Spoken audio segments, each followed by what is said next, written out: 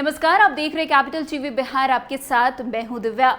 सहारा India की company में अगर आपके भी पैसे फंसे हुए हैं तो ये खबर आपके लिए है। जी हां, सुप्रीम कोर्ट ने सहारा ग्रुप को फटकार लगाते हुए दो टूक कह दिया है कि निवेशकों का पैसा लौटाने में देरी ना हो। इसके लिए समूह अपनी संपत्ति को बेचकर पैसा लौटा सकती है। अदालत की ओर से सेबी सहारा रिफंड खाते में करीब 10,000 करोड़ रुपए जमा करने के संबंध में ये बड़ी टिप्पणी की गई है।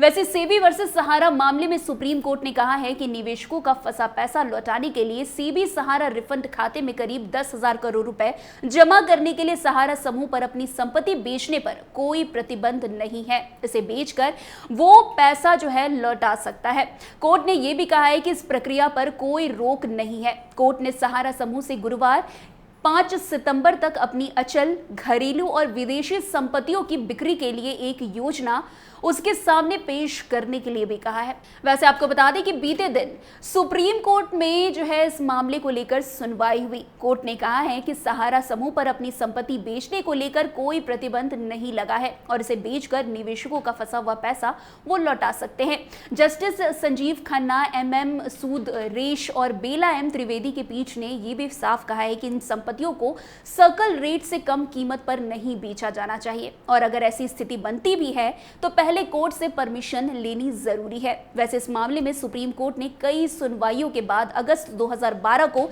एक निर्देश दिया था। कहा था कि सहारा ग्रुप की कंपनियां Sahara India real estate corporation limited और Sahara housing investment corporation limited निवेशकों से जुटाई गई रकम सेबी को वापस करेगी। कोर्ट ने ये रकम 15% सालाना ब्याज के साथ जमा करने के लिए भी कहा था। अब सुप्रीम कोर्ट ने ये पैसा जमा नहीं करने पर नाराजगी जताई है। सुप्रीम कोर्ट ने यह भी कहा है कि 10 साल से ज्यादा समय बीत चुका है और सहारा समूह ने अदालत के आदेश का पालन नहीं किया है।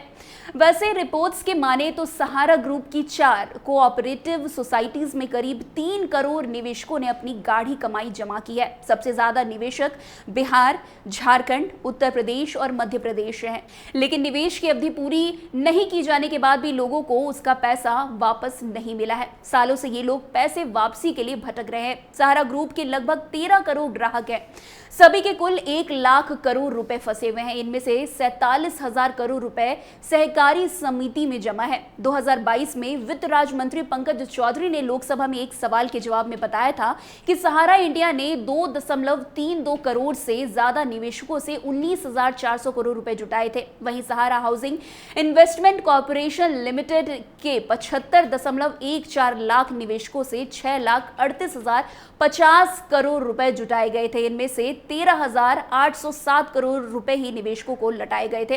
वैसे सुप्रीम कोर्ट के इस फैसले से लोगों में जो है अब उत्साह बढ़ गई है। लोगों को अपने फंसे हुए पैसे मिलने की एक आस बढ़ गई है। वैसे अब देखना होगा कि सहारा सुप्रीम कोर्ट के इस फैसले पर क्या कुछ करती है। ऐसा ना हो कि 2012 में जो सुप्रीम कोर्ट ने फैसला सुनाया था वैसा ही कुछ हाल इस बार भी हो जाए। तो फिलहाल इस खबर में आज के लिए बस इतना ही। अन्य खबरों के लिए हमारे साथ ऐसे आगे बने रहें और देखते रहिए कैपिटल टीवी बिहार। धन्यवाद।